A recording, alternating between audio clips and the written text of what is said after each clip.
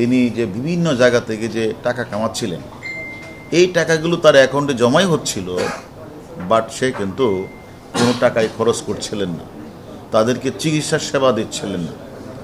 তার যে কালেক্টর, তার অনেক কালেক্টর আছে যারা বিভিন্ন জায়গা থেকে তারা এতিম বাচ্চা, বয়স্ক, প্যারালাইজড, ব্রাক প্রতিবন্ধী, মানসিক ডিসঅর্ডার, এই মানুষগুলি কালেকশন করে এনে তাদের কাছে দেয়।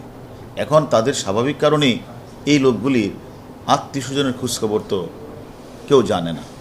এই সুযোগটাই সে কাজে লাগিয়ে তার ইচ্ছা মতো, যে তার জানানো উচিত ছিল, মেডিকেলে ভর্তি করানো উচিত ছিল, মেডিকেলে ডাক্তারের কাছে সার্টিফিকেট নেওয়া উচিত ছিল, ডাক্তারদের আমাদের থানাগুলিতে ইনফর্ম করা দরকার ছিল, যেখানে হয়তো আমরা সেখানে একটা পত্রিকায় বিজ্ঞাপন দিয়ে যে এরকম একটা লোক মারা গেছে, তার কোনো পরিচয় আপনারা জানেন। সে কোনো কিছু করলেন না, মনের ইচ্ছা মতো রাতের বেলা ডেথ সার্টিফিকেটও বানালেন, আর মনের ইচ্ছা মতো কোথায় যে কবর দিলেন সেটাও আমরা তার কাছ থেকে জানার চেষ্টা করছি, জানার পরে আপনাদের জানাবো। তবে এই যে ফাউন্ডেশনে যে সকল অনাথ বাচ্চা শিশুরা রয়েছে, বৃদ্ধরা রয়েছে, ওল্ড অ্যান্ড চাইল্ড কেয়ারে আশ্রমে, আমরা মনে করি তাদের যেন খাওয়া দাওয়া থাকা ডাক্তারি সেবার কোনো সমস্যা না হয়, সে কারণে আমি মনে করি আলহাজ ফাউন্ডেশনের কর্ণধার ইনি একজন আসল মানবতার ফিরিওয়ালা, তিনি এগিয়ে আসছেন এবং উনি বলেছেন আমাদেরকে যতদিন লাগে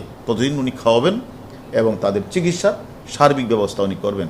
আমি মনে করি আরও সমাজে যদি এরকম কোনো মানবতার ফেরিওয়ালা থাকে, ওই যে মাদকসেবী মিল্টন সমাদ্দারের মতো না, অরিজিনাল যারা ফাউন্ডেশন মানুষের সেবা করার ব্রত নিয়ে আসে, আমি মনে করি এই বাচ্চা শিশুগুলি, এই এতিম বা অটিজম বাচ্চা বা অটিজম মানুষগুলি অনেক সুবিধা হবে। আমরা যে সকল তথ্য তার বিরুদ্ধে অভিযোগ আমরা পেয়েছি, সেই তথ্যগুলি আমরা যাচাই বাছাই করছি।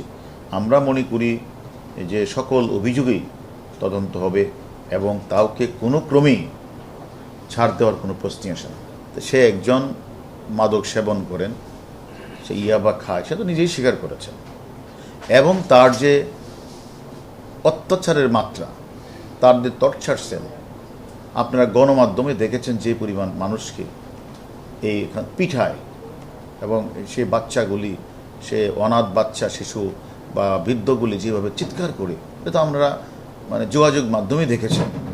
আমি তো মনে করি একজন মাদকাসক্ত ছাড়া এভাবে মানুষকে পিটাতে পারে না, এবং সেটা স্বীকারও করেছে।